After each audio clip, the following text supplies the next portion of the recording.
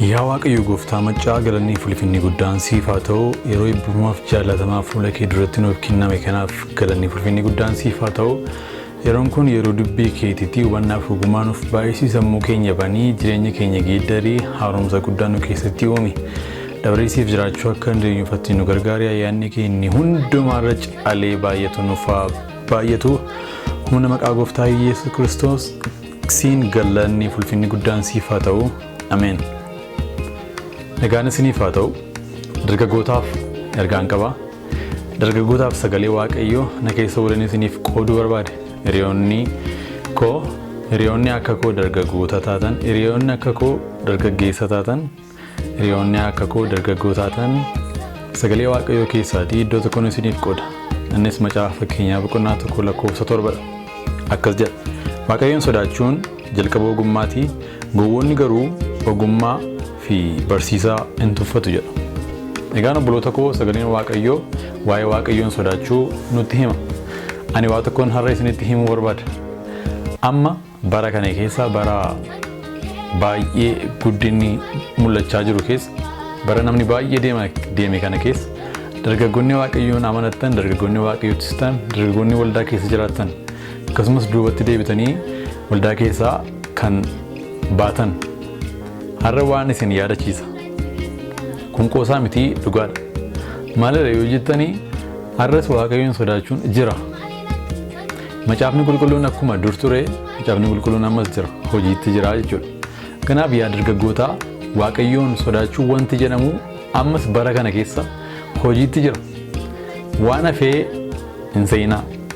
Lallabni Waaqayyoon sodaachuu jedhamu waan hir'ateef waan badeef namoonni akka durii tajaajiltoonni akka durii lallabaa waan hin jirree fi Waaqayyoon sodaachuun waan hafe isinitti hin fakkaatin. Waldaa keessa teenyee utuma tajaajiluu Waaqayyoon sodaachuun kan nutti hir'ate. Utuma Waaqayyoon faarfannuu, utuma kadhannuu, utuma lallabnu Waaqayyoon sodaachuun kan nutti hir'ate dargaggoonni namoonni akka koo dargaggummaa keessa jirtan. Har'as Waaqayyoon sodaachuun nuuf hin ta'a. Wangeellis kanuma nu gorsa. Macaafni qulqulluun akkas jedha. Iyyoob boqonnaa 23:15. Kanaafis ani isa duratti nan yaa'a yeroon waa'ee isaa yaadus nan sodaadha jedha. Egaan isin dargaggoonni warri dheebuu Waaqayyoo qabdanii garaan keessa wangeelaaf kan cabee jaalala Waaqayyoo warri qabdan warri garaan keessan fuula Waaqayyoo duratti dhangala'u yookaan yaa'u yeroo Iyyoobii yeroon waa'ee Waaqayyoo yaadu ani nan sodaadha jedha. Maaliif dheebuu qabaa, jaalala Waaqayyoo qabaa, Waaqayyoon faarfachuu jaallata, Waaqayyoof sagaduu jaallata. Kanaaf fuula Waaqayyoo duratti dhangala'a. Yeroo kana Waaqayyoon sodaachuutu isa keessa guutamaa jechuudha. Galanni Waaqayyoo gooftaa macaatiif haa ta'u. Kanaaf har'as sagaleen Waaqayyoo akka nuti Waaqayyoon sodaannuu fi nu jajjabeessa jechuudha. Waaqayyoon sodaachuu hin dagatin.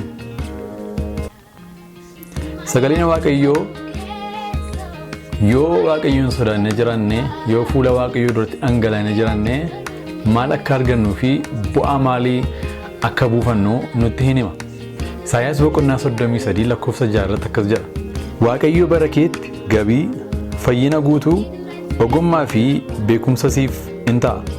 Isa sodaachuunis badhaadhummaa guddaa kanaa in argisiisa jedha. Waaqayyoon sodaachuun badhaadhummaa akka armaan olitti ibsamee qaba. Inni tokkoffaan gabiidhaan jiraachuu, fayyina guutuu ta'e argachuu, ogummaa argachuu fi beekumsa namaaf kennaa jechuudha. Maaltu Waaqayyoon sodaachuun gabiitti jiraachuu caalaa wanti carroomuu carraa argachuu jedhamu hin jiru. Namni bara kanaa gabiitti jiraachuu waan jedhamu waan wallaaleef waan dhabeef Waaqayyoon sodaachuu irraanfateera jechuudha. Namni bara kana tasgabbiidhaaf baay'ee dhamaa jira. Tasgabbaa'ee jiraachuudhaaf, boqotee jiraachuudhaaf, sodaa malee, yaaddoo malee, dhiphoo malee jiraachuudhaaf fi dhamaa garuu gabii hin qabu. Namni hin dhiphataa, sodaataa, hin cinqamaa, waa'ee boriif yaaddaa, hin baa, hin galaa, gabii hin qabu. Kun maa'inni bu'aa Waaqayyoon sodaachuu dhabuu dhiisuuti. Fayyina guutuu, ogummaa fi beekumsa siif in ta'a jedha. Sagaleen Waaqayyoo yoo Waaqayyoon sodaannee jiran, yoo fuula Waaqayyoo duratti dhangalaanee jiraanne kanneen armaan olii kana hin argannaa jechuudha. Egaan dargaggootaan wanta ani isinitti dubbachuu barbaade amma bara kana keessa Waaqayyoon sodaachuun akkuma itti fufetti jira. Akkas jedhiitii hiriyaa keetti himi. Waaqayyoon sodaachuun akkuma itti fufetti jira. Ani Waaqayyoon nan sodaadha. Asis Waaqayyoon sodaadhu jedhiitii hiriyaa keetti himi. Hiriyoota keettis himi. Waldaattis himi. Galanni Waaqayyoo Gooftaa macaatiif haa ta'u. Sagalee isa dhageenya Waaqayyoo Gooftaan nuuf haa eebbisu. Ayyaana isaas nuuf haa baay'isu. Yeroo gaarii qabaadhaa, eebbifamas. Baay'een isin jaalladha.